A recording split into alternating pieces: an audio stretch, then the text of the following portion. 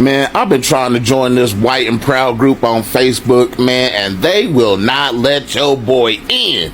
Man, what the hell? Let me in! Man, you know what? Hell yeah, hey buddy, how you doing there? Hey, they can't deny me now. White and Proud, let's go! Wait, because have y'all been to the Facebook group White and Proud? It's all of us in there cutting up. Yeah. Yo, I swear, somebody uploaded yesterday was like, first time colonizing, a little nervous. And they mad, yo. I don't understand. I don't know how the admin didn't just ban us all, kick us all out. But yo, if you get a chance, go on Facebook and search the group White and Proud and look at all the black. Who wants to be petty with me? Come on, I know you do. I need every melanated person. I don't care if you black, Muslim, Asian, Latino, every last one of y'all. I need everybody to go over to Facebook and find this page and join it. Baby, we are overflowing in that bitch. We have invaded I Love Being White space. And they are not happy. You are not going to be making pages talking about other races of people and thinking we not going to come and sit down and have a good old time. I already joined. And they are not happy about us being in there. They are really upset, but the damn admin left the shit open. She not checking people at the door. So go ahead and overflow that shit. Make it be a multiracial. I love being everything but white in this bitch. One thing I do love is ruining a racist day. And they are not happy about us being in there. And I don't care. So everybody, and I do mean everybody, get y'all asses up, go to Facebook and go join I Love Being White and Proud. White and Proud is the name of the group on Facebook. And it has completely been infiltrated by black people. And I mean, the comments are absolutely hilarious. Okay, I think somebody in the group actually asked where the admin is. And someone said that's the equivalent of asking, can I have the manager? Can I speak to the manager, please? There was one lady who wrote, I'm so proud to be white, but she looked a little tan, and that really didn't go well. One person said maybe we should add Dr. Umar to the group. It is unhinged. They are now changing their profile pictures to make sure that they're not getting caught so they don't get kicked out. That group probably had, I don't know, 10K people in it. Yesterday it's at like 179,000 people. And I think it's all black people who are in this White and Proud group. Let me tell you, somebody put in there, oh yeah, black people will never unify. Okay, go to that group. We are unified the F up, okay? And this joint took me out. This is hilarious. So a Facebook group named White and Proud has been infiltrated by the black community. And it is probably some of the funniest content you are going to see all across socials for this entire weekend. Now, it all started because right here, we had this dude was like, yo, why are black people in this group? And just from that alone, the comments on there have been ridiculous. You need to go in there, type in, why are black people in this group or the White and Proud group? Just go through it and have yourself a time. Now, being completely upfront, you're going to have to deal with a couple comments that may not be considered savory, but when you scroll right past that, you get posts like this that had me dying all morning long. How much is it going to turn this white only group into a black people group? Hey man, do yourselves a favor, man. This has been one of the funniest things I have seen in terms of the comments. It's just crazy what we do as a people, man. Y'all remember on the Kings of Comedy when Cedric the Entertainer said to the white folks, if y'all go to the moon, we coming up there. Okay, so the white people done created a group on Facebook, a public group on Facebook called White and Proud. Tell me why the black Americans that went over there and took over them folk group. When I say black people is the most awesome people in the world, y'all, the black folk that went over there, they done started a cookout. They giving themselves white names. They done started a Soul Train line. Somebody asked, why are black people in here? And that's all it took. In 24 hours, the black folks went and took over their group. Now they done went and made another group. Said we had to go start another group because these motherfuckers when came over here and took over. That's what we do. It's so funny. I was on Facebook about an hour just crying, reading those comments. Y'all go over there to Facebook Boulevard and go to the group White and Proud. It is hilarious, y'all.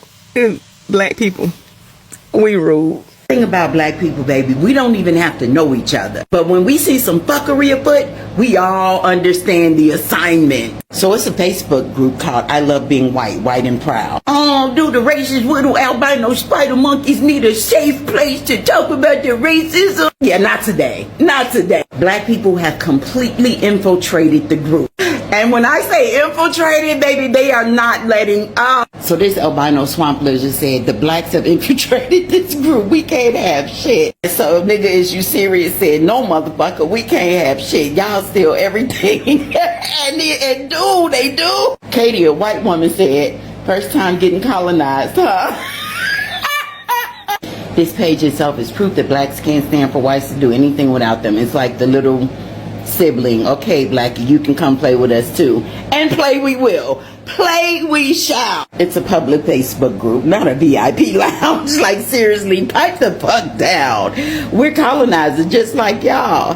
This page needed seasoning. It says the motherfucker that needed us to learn how to bathe and still ain't getting it right. If we can't be left alone, we ain't leaving y'all alone. Shut your bitch ass up. I just always wanted to type that. My girl said y'all wanted to see us, so here we are.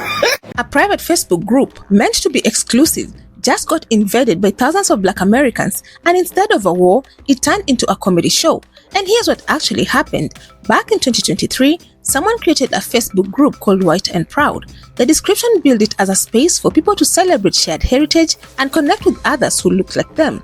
For a while, it stayed small, a few thousand members, quietly doing whatever it was doing in the corner of the internet. Then somebody messed up the settings. Facebook groups have a privacy toggle, public or private. Somewhere along the way, the group got left wide open, public, visible, searchable.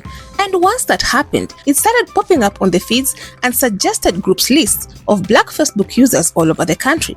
By the time anyone tried to fix it, the group had already ballooned to a few thousand members and thousands of black users had already joined in. What followed wasn't outrage, it was jokes, hundreds of them, then thousands. The group started averaging more than 90 posts a day. People treated it like a family reunion that had accidentally been left unlocked. The energy was less, let's fight, and more, let's see what's in here. One person summed up the whole vibe perfectly. Once a group like this goes black, it can't go back. Eventually, the moderators panicked and locked down who could comment. The group is technically still public right now. Anyone can view it, but they've restricted posting to try to slow the flood. It hasn't worked. Membership is still climbing. As for how it all started, the first post that cracked the group open reportedly came from an account posting under a name that's very likely a pseudonym. One of several accounts suspected of trolling under a fake identity rather than a real ideology. We're not naming names in this video, and honestly, the who started it part matters a lot less than what happened next. Because here's the thing that makes this bigger than one Facebook group. This is not the first time. Not even close. This is a pattern that goes back generations. Black Americans taking something designed to exclude or demean them and turning it into material, into a beat, into something to laugh about together. And we need to talk about why this is the reflex, why humor, specifically, is the tool that keeps showing up in Black American culture whenever racism rears its head. Because once you understand that, you'll watch these clips completely differently. So stick around, because the real story here isn't the Facebook group, it's what it says about how people survive. But before we proceed, all credit goes to the creators of these videos. We'll play a few more clips and then I'll be back with more commentary. Listen, when I tell you I have not stopped laughing, I choose us every lifetime. I choose to be black every lifetime. Hey guys, it's Leash. Listen, so I have been seeing this whole thing about black people going onto the all-white Facebook group and infiltrating it, and when I tell you it is sending me, guys, why are we so unserious? Like, what is happening? It's funny because from what I've been seeing, like some of these comments, particularly the white folks that are in the group that are pissed that, you know, black folks are there, saying like, go find your own place to go to. Stop trying to invade our space or whatever. And I'm just like, that's been the battle cry of us this whole time. Like, quit invading our spaces, quit taking our culture, right? But even still, it's hilarious because the majority of Black people, we're so unserious. And the fact that, these folks are so upset that we're in these spaces, it speaks to how much you don't know about us. Because if you knew anything about Black people, we love clowning and acting silly and being just hilarious. And so, particularly when you're trying to clown us, we will clown you even more than you could ever expect. So shout out to the people in this group that have infiltrated it. Shout out to the Black folks who've done that. And, if anything, these white folks that have created this group, just know there's nothing you can do to really bring us down. And you trying to create this group to sit and what is it? What are you doing? Sitting around doing hate talk? What is happening? Get yourselves together.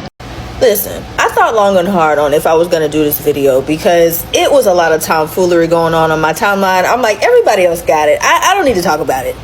But no, I'm going to talk about it because it just has not died down. I thought it would just go away, and it's just getting even more crazy. Now, see, the thing of it is, there's a group that they created, right?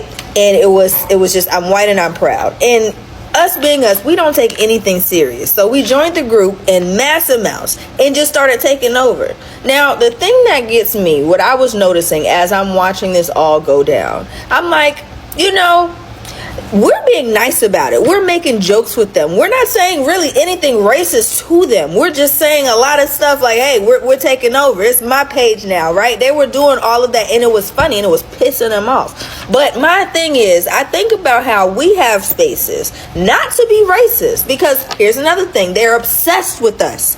Why do y'all create a group just to talk about us? That's obsession. Okay, come on now. But we create groups and spaces for us, and it's simply to highlight Black excellence, good things that we're doing. It's never really to just talk about man, listen. The thing is, that group was at 200 members before we got hold of it, and now it's like 200,000. I kid you not. But the thing that I notice is we tend to get together for a lot of funny stuff. We get together when it's fun, when it's entertainment, when it's something to laugh at. But it's real shit going on for real right now that we could actually be sharing and shedding light to. I'm just saying, I'm not trying to be the bearer of bad news or nothing. Call me a party pooper, but all I'm saying is there's a lot of things that we can be pushing right now if we just focus. Okay, let's have fun. Let's, whatever, laugh, haha. But can we get down to business? Can we do that too? And we've been doing good. I can't say anything negative about that. I've seen us supporting more Black businesses. I see Black businesses flourishing. I see more people talking about supporting Black businesses. So that's all I want. I want us to realize that the focus should be on us, and we can knock out a lot of noise about everybody else talking. I mean, they could continue to create the groups. It's just funny, have they not figured out how to just turn off public posting? Can they not make it a private group? It's seriously, somebody asked, y'all gonna learn how to make this a private group, but then somebody was asking, where's the admin? It's just a mess. But I think more Black people are starting to wake up to the fact that Black attention equals currency, and our value is so much. I was just watching a highlight on somebody's reel, and they were talking about the fact that Black people spend about $23 million in fashion and clothing. Okay, if we rerouted that money into different things, or maybe just rerouted it into our own designers, because we have some tough ones out there. And there's also a creator that highlights a lot of these Black designer brands for you. I mean, it's cool. Polo's been cool. I mean, it's still all right, but we have Black versions of that too if you just spend a little time to find them. I mean, yeah, the song Take Me to Chanel makes you want to get a little Chanel, but there are also great Black designers that make purses that are just as high quality, if not better, because it's made of leather. I mean, come on, y'all. I don't know if everybody knows this, but Louis Vuitton is vinyl. It's not even leather. You're spending thousands of dollars on plastic. And I'm not trying to tell anybody what to do with their money. I like certain things too. I like nice things. But what I'm saying is we have the money to be more intentional with where we spend it as well. There are also just as great of Black designers if we take the time to look for them. our attention equals currency, and our value in our dollar is so much more than they try to make it out to be. And that's why they crave for us to be in their spaces. Okay, so you just watched a wave of people find an exclusionary Facebook group and respond with jokes instead of rage. And let's zoom out, because this moment is a symptom of something much older and much bigger than one group with bad privacy settings. Humor as a coping mechanism isn't unique to any one group of people. Psychologists have studied it for decades as a legitimate way humans process stress, fear, and things they can't control. Back in Black American history specifically, humor has functioned as something even more specific, a survival tool developed under conditions where direct confrontation was often dangerous and where silence meant being crushed by the weight of it. You can trace this back through spirituals sung by enslaved people that carried hidden meanings and coded messages, disguised as simple songs. You can trace it through the way comedy became one of the only stages where Black performers were allowed to speak bluntly about American life, using stand-up as a Trojan horse to say things that would have gotten someone fired, arrested, or worse if said plainly. There's a reason so much of Black comedy is built on describing real, painful experiences with racism, poverty, and fear, but wrapping it in a punchline. It's not because the pain isn't real, it's because turning it into a joke is a way to hold on to power in a situation designed to strip it away. Writer Langston Hughes captured this idea in the title of one of his short stories collection decades ago, the notion of laughing specifically to keep from crying. That phrase has followed Black American culture for nearly a century because it names something true. Sometimes the alternative to laughing isn't calm rational discussion, it's despair. Humor becomes the release valve. Fast forward to social media, and you get a modern version of the exact same instinct. Someone builds an exclusionary space online. It leaks, and instead of engaging with it as a threat that deserves fear or fury, an entire community decides, collectively and almost instantly, to respond with comedy. And that's not an accident, and it's not because the underlying issue isn't serious. It is, but the response tells you something about resilience. This is a community that has, out of necessity, gotten extremely good at not letting other people's ugliness dictate their emotional state. It's also worth zooming out on the platform side of this, because it's not really a story about one side versus another. It's a systemic one. Groups like these exist because moderation on major platforms is inconsistent and under-resourced. Privacy settings get misconfigured constantly on every platform, for every kind of group, regardless of who's running them. Algorithms don't have a conscience. They push content based on engagement, not values, which is exactly why a group like this can quietly balloon to a few thousand members and then suddenly explode into public view once it goes viral for the wrong reason. And this isn't really a story about one bad actor or one group of trolls. It's a story about how digital infrastructure, built without much oversight, keeps creating these exact same collisions, and how differently people choose to respond when it happens. So here's the refrain. This isn't really a story about one group clashing with another. It's a story about a coping mechanism that's been refined over centuries getting a brand new stage. The group itself will probably get shut down, renamed, or fed into irrelevance in a few weeks, but the instinct on display, take the thing meant to hurt you and make it small by laughing at it, that's not going anywhere. It's older than social media, older than internet, and it will be here long after this specific moment is forgotten. So that's the real takeaway. Not who won an argument, not who got owned, but a reminder of just how deep the roots of these coping mechanisms go, and how it keeps showing up generation after generation whenever it's needed. I think y'all should come. I mean, everybody wants an invite to the barbecue and the cookout. So, you know what? Show up. Pull up. Pull up. Bring seasonings. So what do you all think? Had you heard of this group, or is this the first time you're hearing about it? Let me know your thoughts down in the comment section. I would love to keep this discussion going. Otherwise, that's it from me. I also have another video specifically tailored for you, and if you enjoy such kind of content, please click up here and enjoy. Also, consider subscribing, liking and sharing because it helps me grow my channel and helps YouTube recommend this video to a wider audience. But for now, thank you so much for watching, and until the next time, the Joy Report out.